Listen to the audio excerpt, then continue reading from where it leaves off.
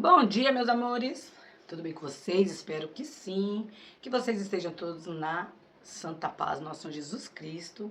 A paz de Deus a todos vocês, a paz de Cristo, Shalom. Sejam todos bem-vindos ao canal Débora G. Miller. Vamos aqui para mais um vídeo da Palavra de Deus. O local aqui não tá muito bom, mas o que tem é esse local para hoje. Então, vou fazer aqui mesmo, porque o intuito meu aqui mesmo é dar Palavra de Deus. No último, nós paramos em 12 de Coríntios. Agora nós vamos iniciar aqui no 13, gente. Se vocês escutar algum barulhinho aí de fundo, vocês me perdoam, porque já passou... Eu ia fazer um pouco mais cedo, mas não deu. Então, eu espero que continue na paz, no silêncio, né?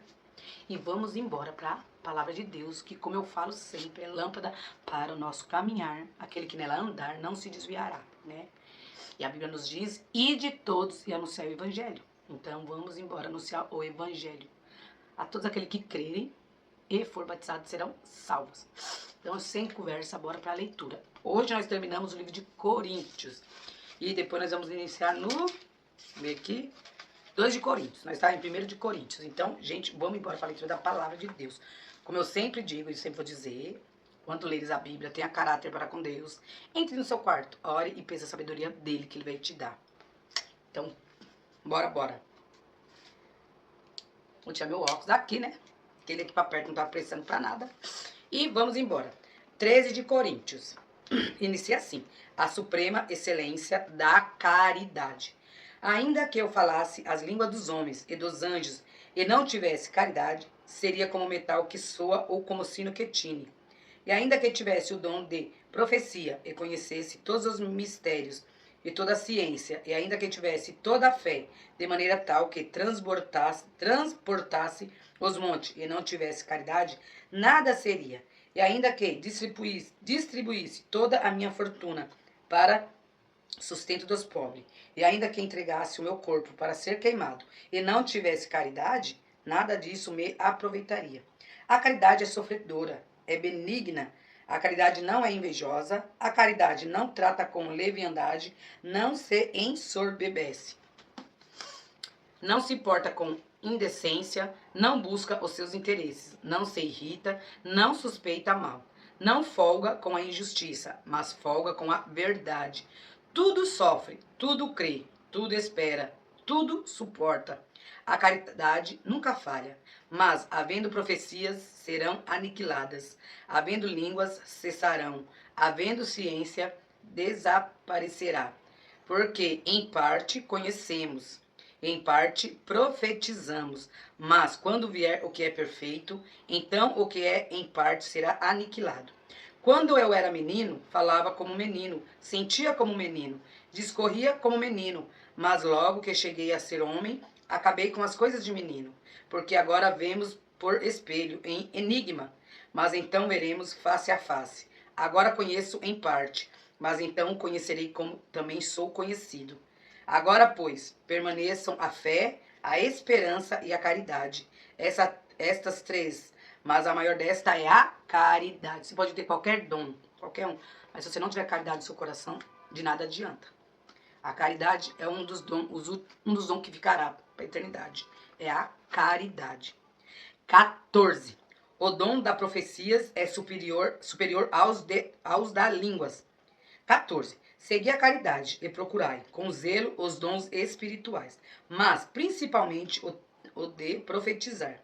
Porque o que fala língua estranha não fala aos homens, senão a Deus, porque ninguém o entende, e em espírito fala de mistérios. Mas o que profetiza fala aos homens, para edificação, exortação e consolação. O que fala a língua estranha edifica-se a si mesmo, mas o que profetiza edifica a igreja. Eu quero que todos vós faleis línguas estranhas, mas muito mais que profetizeis, porque o que profetiza é maior do que o que fala línguas estranhas, a não ser que também interprete, para que a igreja receba edificação. E agora, irmãos, se eu for ter convosco falando línguas estranhas, que vós aproveitaria? Se vós não falasse ou por meio da revelação, ou da ciência, ou da profecia, ou da doutrina? Da mesma sorte, se as coisas inanimadas que fazem som, seja flauta, seja cítara, não formarem som distintos, como se conhecerá o que se toca com a flauta ou com a cítara?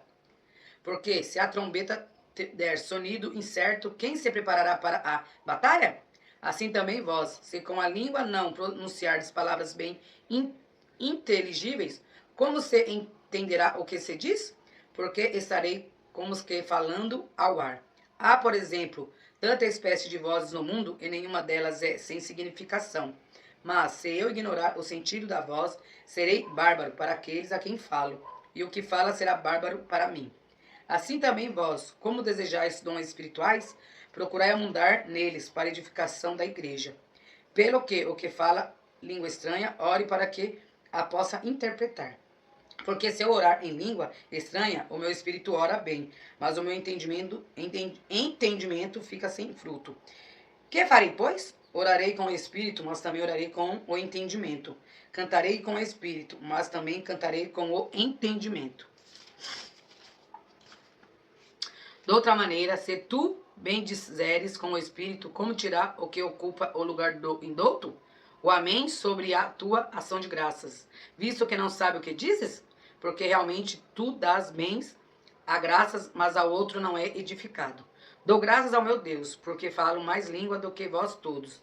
Todavia, eu antes quero falar na igreja 5 palavras na minha própria inteligência, para que possa também instruir os outros, do que 10.000 palavras em língua desconhecida.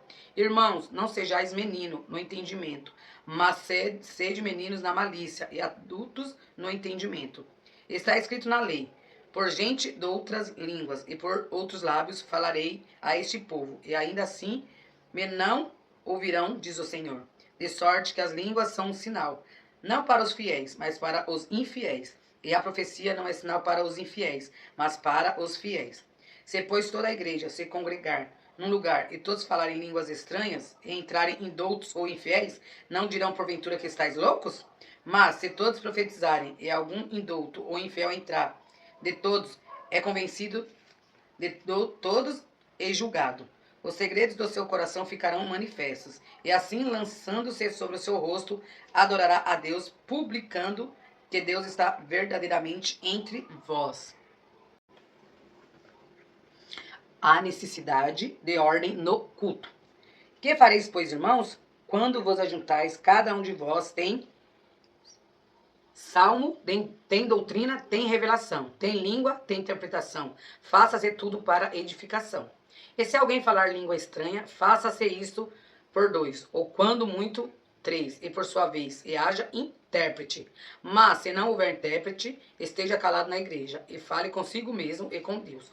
E falem 2 ou 3 profetas, e os outros julguem. Mas, se a outro que estiver assentado for revelada alguma coisa, cale-se o primeiro, porque todos podereis profetizar, uns depois dos outros, para que todos aprendam e todos sejam consolados. E os espíritos dos profetas estão sujeitos aos profetas, porque Deus não é Deus de confusão, senão de paz, como em todas as igrejas dos santos. As mulheres estejam caladas nas igrejas, porque lhes não é permitido falar, mas estejam sujeitas, como também ordena a lei. E se querem aprender alguma coisa, interroguem em casa os seus próprios maridos, porque é indecente que as mulheres falem na igreja. Porventura saiu dentre vós a palavra de Deus?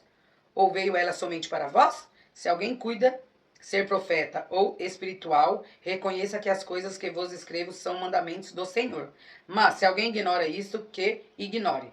Portanto, irmãos, procurai com zelo profetizar, e não proibais falar línguas, mas faça-se tudo decentemente e com ordem.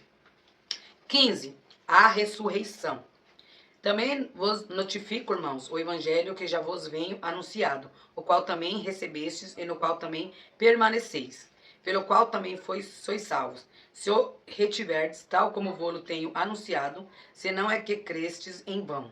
Porque, primeiramente, vos entreguei, o que também recebi, que Cristo morreu por nossos pecados, segundo as Escrituras, e que foi sepultado, e que ressuscitou ao 3º dia, segundo as Escrituras, que foi visto por Cefas e depois pelos 12. Depois foi visto uma vez por mais de 500 irmãos, dos quais vive ainda a maior parte, mas alguns já dormem também. Depois foi visto por Tiago, depois por todos os apóstolos. e por derradeiro de todos me apareceu também a mim, como a um abortivo. Porque eu sou o menor dos apóstolos, que não sou digno de ser chamado apóstolos, pois que persegui a igreja de Deus. Mas pela graça de Deus sou o que sou, e a graça para comigo não foi vã. Antes trabalhei muito, mais do que todos eles. Todavia, não eu, mas a graça de Deus que está comigo. Então, ou seja eu, ou seja eles. Assim pregamos e assim haveis crido. Ora, se prega que Cristo ressuscitou dos mortos, como dizem alguns dentre vós que não há ressurreição de mortos? E se não há ressurreição de mortos, também Cristo não ressuscitou. E se Cristo não ressuscitou, logo é vã a nossa pregação e também é vã a nossa fé. E assim somos também considerados como falsas testemunhas de Deus, pois testificamos de Deus, que ressuscitou a Cristo, a qual, porém, não ressuscitou, se na verdade os mortos não ressuscitam. Porque se os mortos não ressuscitam, também Cristo não ressuscitou. E se Cristo não ressuscitou, é vã a vossa fé, e ainda permaneceis nos vossos pecados. E também os que dormiram em Cristo estão perdidos. Se esperamos em Cristo, só nesta vida somos os mais miseráveis de todos os homens. Mas agora Cristo ressuscitou dos mortos e foi feito as primícias do que dormem. Porque assim como a morte veio por um homem, também a ressurreição dos mortos veio por um homem. Porque assim como todos morrem em Adão, assim também todos serão vivificados em Cristo. Mas cada um por sua ordem. Cristo as primícias, depois os que são de Cristo, na sua vinda. Depois virá o fim, quando tiver entregado o reino de Deus ao Pai. E quando houver aniquilado todo o império e toda a potestade e força. Porque convém que reine até que haja posto todos os inimigos debaixo de seus pés. Ora, o último inimigo que há de ser aniquilado é a morte. Porque todas as coisas sujeitou debaixo de seus pés. Mas quando diz que todas as coisas lhe estão sujeitas, claro, está que se exetue aquele que lhe sujeitou todas as coisas. E quando todas as coisas lhe estiverem sujeitas, então também o mesmo filho se sujeitará àquele que todas as coisas lhe sujeitou, para que Deus seja tudo em todos. De outra maneira, que farão os que se batizam pelos mortos, se absolutamente os mortos não ressuscitam? Por que se batizam eles então pelos mortos? Porque estamos nós também a toda a hora em perigo? Eu protesto que cada dia morro, gloriando-me em vós, irmãos, por Cristo Jesus nosso Senhor. Se, como homem, combati em Efésio contra as bestas que me aproveitas isso? Se os mortos não ressuscitam? Comamos e bebamos, que amanhã morreremos. Não vos enganeis. As más conversações corrompem os bons costumes. Isso que eu sempre falo, gente. Às vezes ainda por exemplo, nas entrevistas, eu falo cada coisa que é melhor a gente sair de perto, sabia? Porque as más conversações nos corrompem. Vigiai justamente e não pequeis, porque alguns ainda não o têm conhecimento de Deus. Digo para a vergonha vossa. Mas alguém dirá, como ressuscitarão os mortos? E com que corpos virão? Insensato!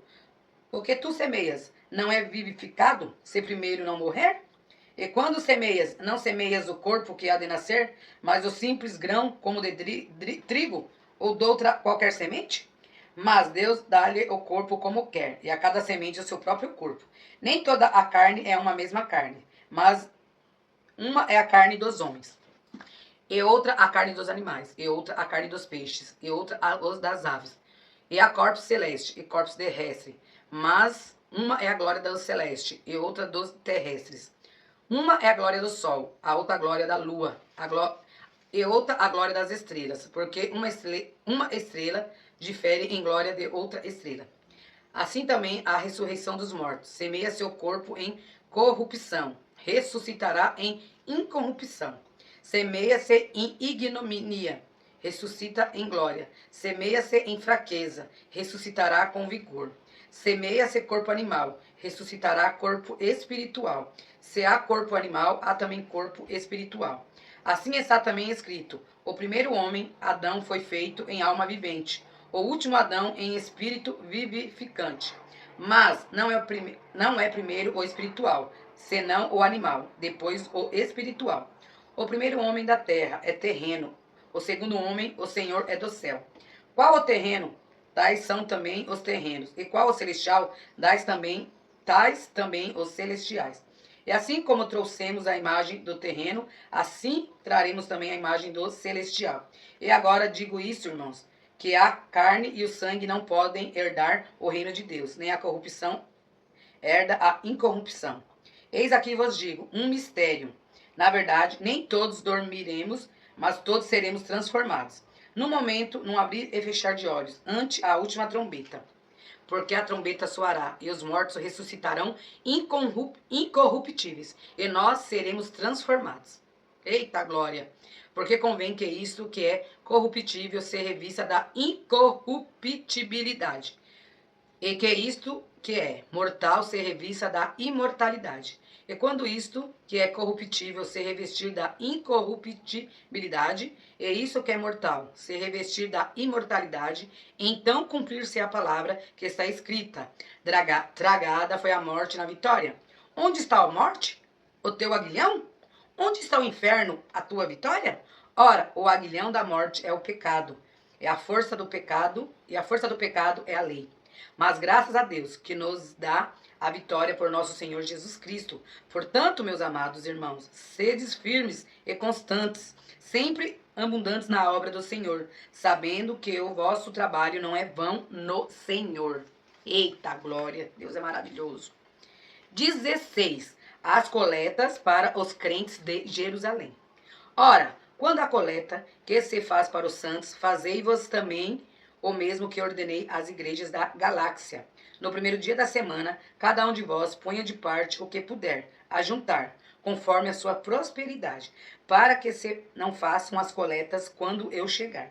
E quando tiver chegado, mandarei os que por cartas aprovardes, para levar a vossa dádiva a Jerusalém. E se valer a pena que eu também vá, irão comigo. Os projetos de Paulo, diversas recomendações e saudações. Irei, porém, ter convosco, depois de ter passado pela Macedônia, porque tenho de passar pela Macedônia. E bem pode ser que fique convosco, e passe também o inverno, para que eu me acompanheis aonde quer que eu for.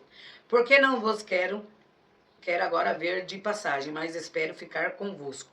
Algum tempo, se o Senhor o permitir, ficarei, porém em Éfeso, até ao Pentecostes.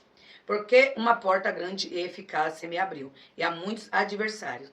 E se for Timóteo, vede que esteja sem temor convosco, porque trabalha na obra do Senhor, como eu também. Portanto, ninguém o despreze, mas acompanhai-o em paz, para que venham ter comigo, pois o espero com os irmãos. E acerca do irmão, Apolo, roguei-lhe muito que fosse com os irmãos, ter convosco, mas na verdade não teve vontade de ir agora. Irá, porém, quando se lhe ofereça boa ocasião. Vigiai, estáis firmes na fé, portai-vos varonilmente e fortalecei-vos. Todas as vossas coisas sejam feitas com caridade. Agora vos rogo, irmãos, sabei que a família de Estéfanas é as primícias da Acaia, e que se tem dedicado ao ministério dos santos. Que também vos sujeiteis aos tais e a todo aquele que auxilia na obra e trabalha. Folgo, porém, com a vinda de Estéfanas e de Fortunato e de Acaico, porque esses supriram o que da vossa parte me faltava. Porque recriaram o meu espírito, eu vosso reconheci, pois aos tais. As igrejas da Ásia vos saudam, saudam-vos afetuosamente no Senhor. Áquila e Prisca, com a igreja que está em sua casa. Todos os irmãos vos saudam. Saudai-vos uns aos outros, com ósculo santo. Saudação da minha própria mão de Paulo. Se alguém não ama ao Senhor Jesus Cristo, seja anátema. Maranata. A graça do Senhor Jesus Cristo seja convosco. O meu amor seja com todos vós em Cristo Jesus. Amém.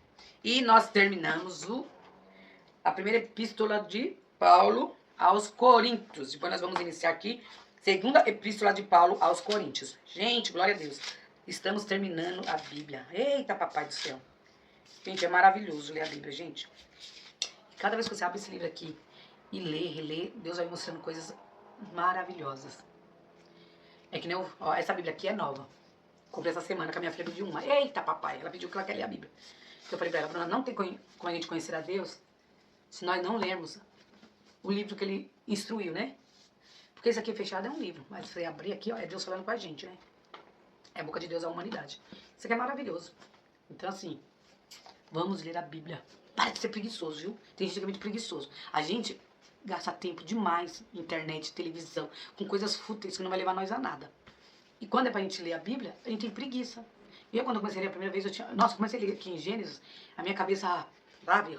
Eu ficava lendo aqui e falava, ai meu Deus, é muita letrinha. Que eu falava, nossa, é muito grande a Bíblia, muito... porque as letrinhas é muito pequenas. Mas o dia que eu decidi, falei, não.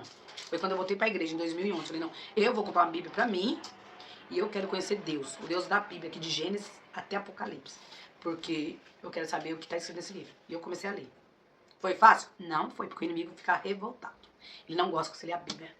E aí dá dor de cabeça, dá canseira, dá sono. Mas eu fui até o final. E é maravilhoso. Isso aqui é o nosso livro de conduta. Esse livro é o livro de conduta dos cristãos.